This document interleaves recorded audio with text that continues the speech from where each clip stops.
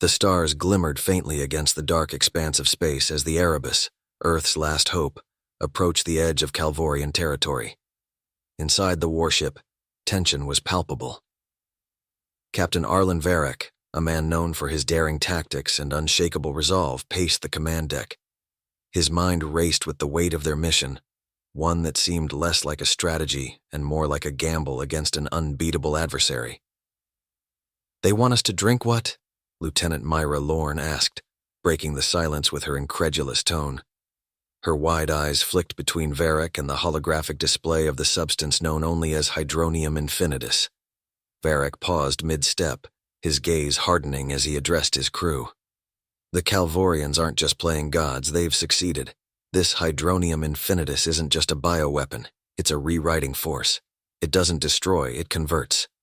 Whole civilizations have fallen under their control in days, their populations reformed into Calvorian hybrids." He tapped a panel, zooming in on the ominous blue-green liquid suspended in a containment field. It pulsed faintly, as if alive. "It infects water systems, spreads like wildfire, and rewrites DNA at a molecular level. They don't conquer you by force. They make you them." Silence blanketed the room, broken only by the hum of machinery. Myra frowned, leaning closer to the holographic readouts. "And we're supposed to ingest it? That's the plan?" "Not the plan," Varek corrected, his voice steady but grim.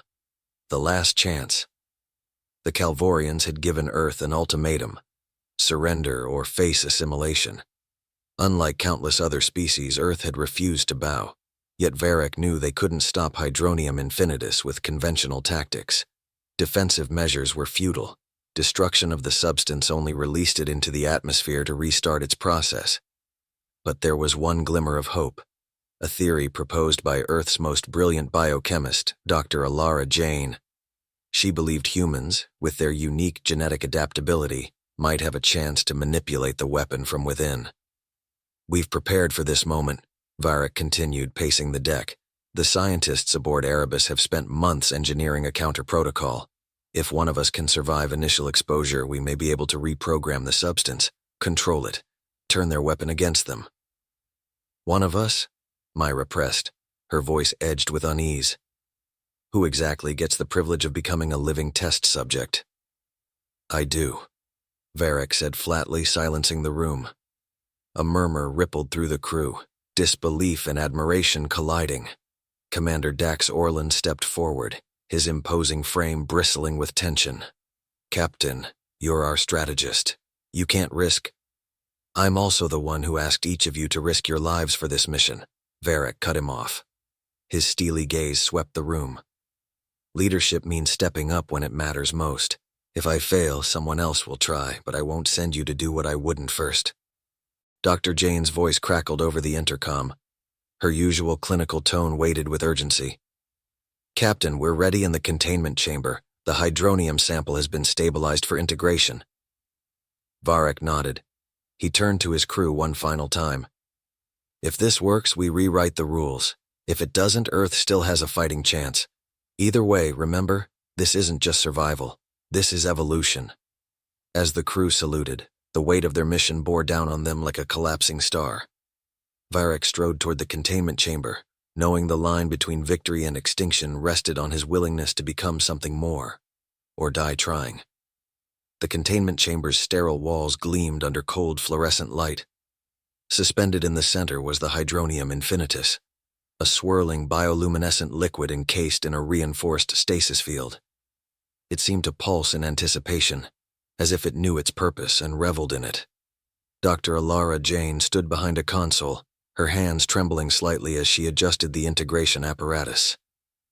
Despite her decades of research and accolades, she'd never faced anything like this. A substance that reprogrammed life on a molecular level was beyond even her most dystopian nightmares. Captain Arlen Varek entered the chamber, his shadow long and imposing. His gaze locked on the shimmering liquid, his expression resolute. "How are we looking, Doctor?" Dr. Jane hesitated before speaking, her voice measured but strained. "The hydronium is stabilized for controlled introduction, but there's no precedent for this, Captain. The projections suggest—" severe physical and neurological strain. Survivable? Varek asked, his tone neutral. Maybe, Jane admitted. But survival isn't the goal here. Integration is.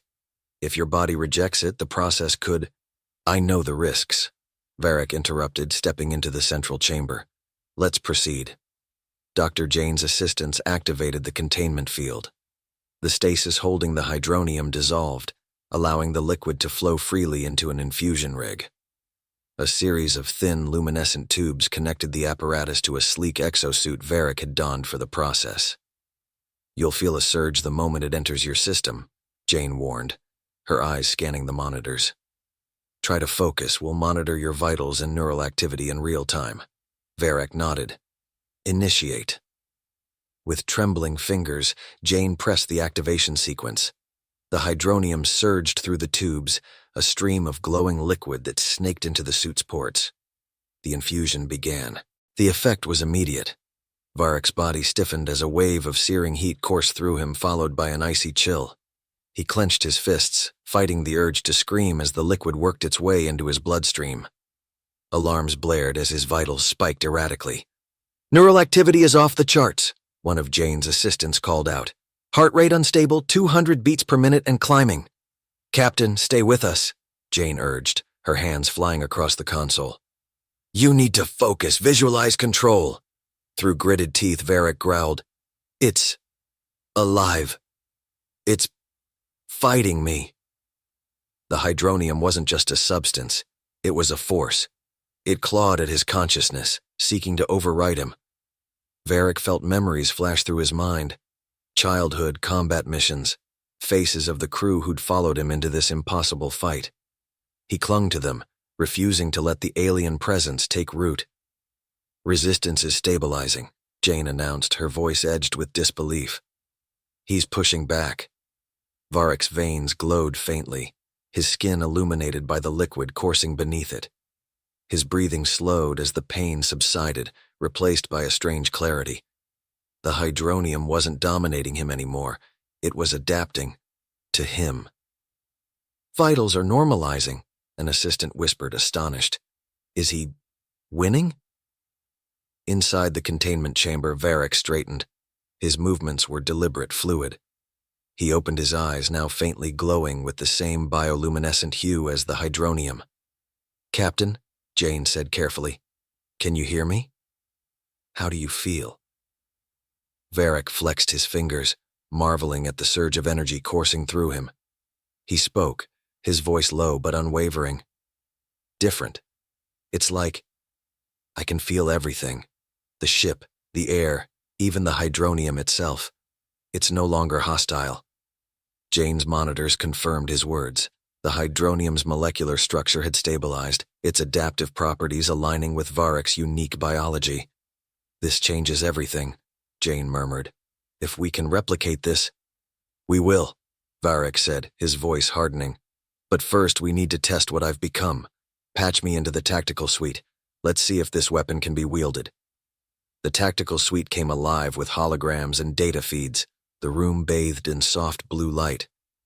Captain Varek stood in the center, exuding a quiet, unnerving intensity. The hydronium coursing through his veins had awakened a new awareness, one that extended beyond his own body. He could sense the ship's systems humming, its energy fields pulsing like a second heartbeat. Captain, Dr. Jane's voice crackled through the intercom. Are you sure you're ready for this? You've only just stabilized. Varek's glowing eyes fixed on the holographic interface. Ready isn't a luxury we have. Let's see what I can do. The tactical officer activated the simulation, projecting a mock battlefield filled with Calaxian warships. Their vessels, sleek and angular, moved with coordinated precision, firing particle beams at holographic representations of Earth's defense fleet. Engage combat integration, Varek commanded. Instantly, his neural interface linked with the Invictus systems. The ship responded as if it were an extension of his body. Maneuvers that would have taken seconds to input manually now unfolded in milliseconds. The simulated Invictus weaved through enemy fire with impossible agility, unleashing bursts of plasma at weak points in the Calaxian fleet. Direct hit on the command ship, the tactical officer exclaimed. "How did you calculate their shield frequency so fast?" Varek's voice was calm, almost detached.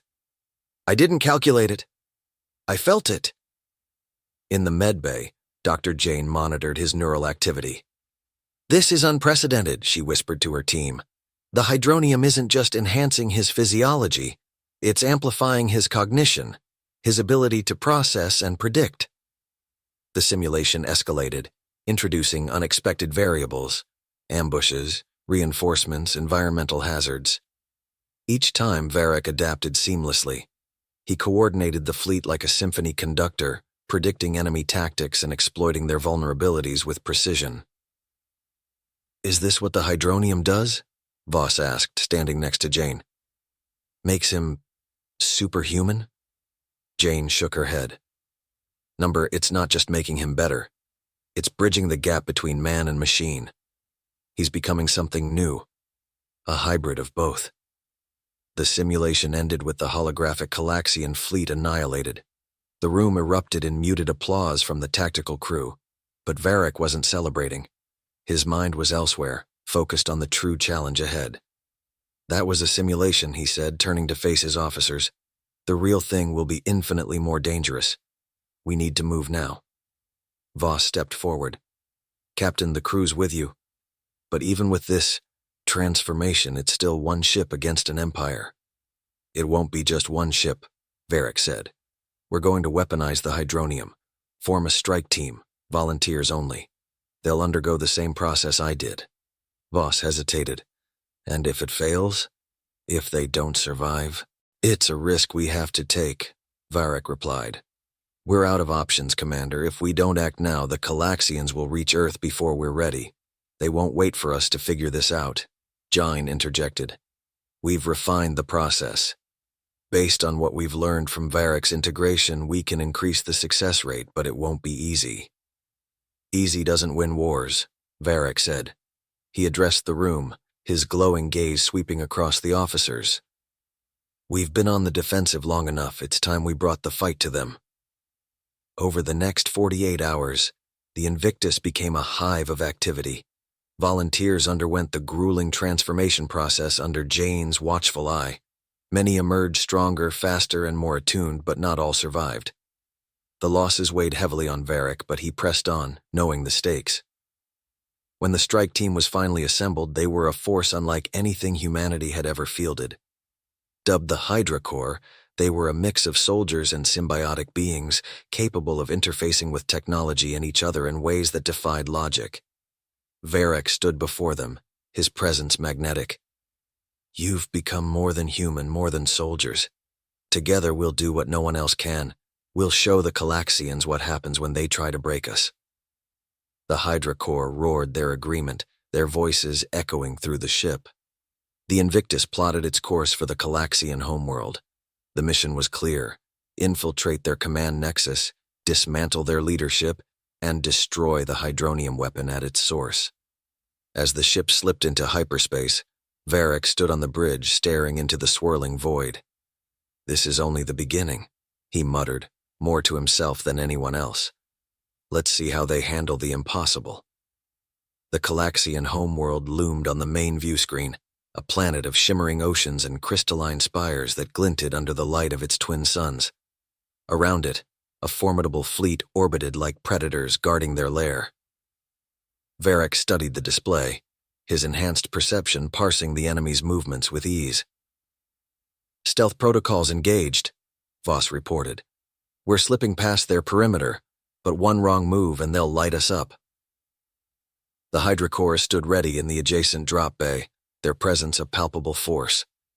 Each member had undergone the same transformation as Varek, their abilities fine-tuned to a razor's edge. Their mission was simple in concept, but impossible in execution. Land on the planet, penetrate the central command nexus, and destroy the Calaxians' hydronium production facility. "This isn't just a battle," Varek addressed the bridge crew. "This is humanity's survival. Let's remind them who they're dealing with." The Invictus glided through the void, its advanced cloaking tech blending seamlessly into the backdrop of space. As it neared the planet's atmosphere, Varek tapped into his neural link, feeling the ship's systems as an extension of himself. Atmospheric entry in T-3 minutes, Jane announced from her station. Brace for turbulence. The ship shuddered as it pierced the outer layers of the planet's atmosphere. Despite their stealth, energy signatures began lighting up on the tactical display. "They've spotted us," Voss said, his voice tense. "Interceptors inbound." "Maintain course," Varek commanded. "Deploy countermeasures. Let's give them something to chase."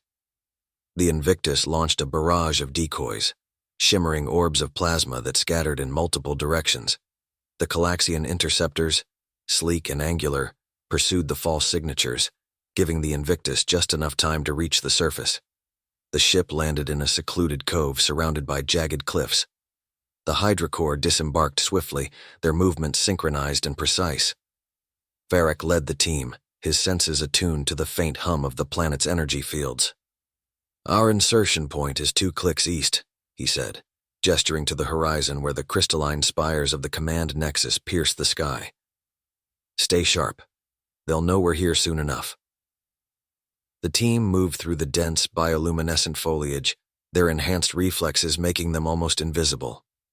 Varek could feel the hydronium within him responding to the planet's energy, as if the substance recognized its origin.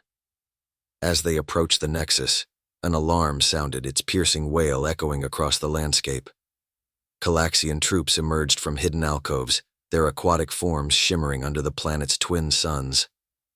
"Engage!" Varek shouted.